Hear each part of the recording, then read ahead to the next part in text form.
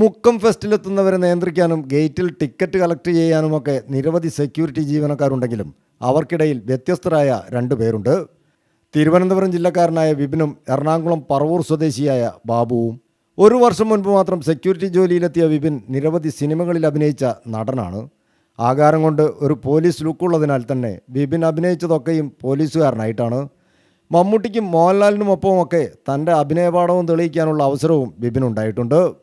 ഞാൻ കുറേ നാളായി സീരിയലിലും സിനിമകളിലും അഭിനയിച്ചുകൊണ്ടിരിക്കുന്നു. ഒരു 10-15 വർഷമായി കാണും. മമ്മൂക്കയുടെ കൂടെയും ലാലേട്ടൻ്റെ കൂടെയും സുരേഷ് ഗോപി സാറിൻ്റെ കൂടെയൊക്കെ ഞാൻ അഭിനയിച്ചിട്ടുണ്ട്.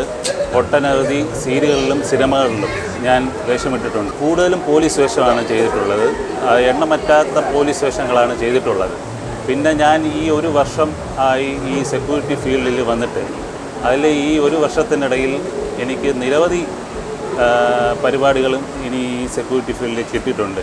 നടൻ മാത്രമല്ല, നല്ലൊരു ഗായകൻ കൂടിയാണ് വിപിൻ.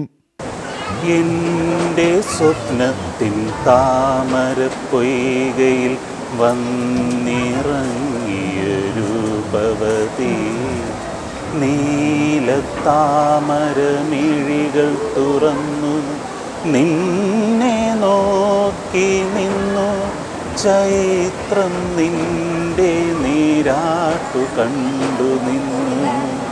പറവൂരുകാരൻ ബാബുവും നല്ലൊരു നടനായി കഴിവ് തെളിയിച്ചയാളാണ്. തെരുവു നാടകങ്ങളാണ് പ്രധാനമായും ബാബുവിൻ്റെ തട്ടകം. ഇടത് വിദ്യാർത്ഥി പ്രസ്ഥാനത്തിലൂടെ മുൻനിരയിലേക്ക് ഉയർന്നു വന്ന ബാബു പിന്നീട് ട്രേഡ് യൂണിയൻ പ്രസ്ഥാനത്തിലും പ്രവർത്തിച്ചിട്ടുണ്ട്. മാത്രവുമല്ല, പഞ്ചായത്ത് അംഗമായി തെരഞ്ഞെടുക്കപ്പെട്ടിട്ടുമുണ്ട് ഇദ്ദേഹം. മത്സ്യകൃഷിയും നെൽകൃഷിയുമാണ് എൻ്റെ കുടുംബത്തിൻ്റെ വരുമാന മാർഗം. ഞാനെൻ്റെ പൊതുജീവിതം ആരംഭിക്കുന്നത് വിദ്യാർത്ഥി പ്രസ്ഥാനത്തിലൂടെയാണ്. വിദ്യാർത്ഥി യുവജന പ്രസ്ഥാനത്തിലൂടെയും അതുപോലെ തന്നെ നിരവധി ട്രേഡ് യൂണിയൻ സംഘടനകളുടെ നേതൃത്വത്തിലും CPMൻ്റെ ഏഴിക്കര ലോക്കൽ കമ്മിറ്റി അംഗമായും ഞാൻ പ്രവർത്തിച്ചിട്ടുണ്ട്. ഞാൻ ഒരു തെരുവ് നാടക ഗായകനാണ്. തെരുവ് നാടകം, തെരുവ് ഗായക സംഘം തുടങ്ങിയ മേഖലയിൽ കലാപ്രവർത്തനത്തിൻ്റെ ബന്ധപ്പെട്ട അനുഭവങ്ങൾ എനിക്കുണ്ട്. News bureau, Mukkam.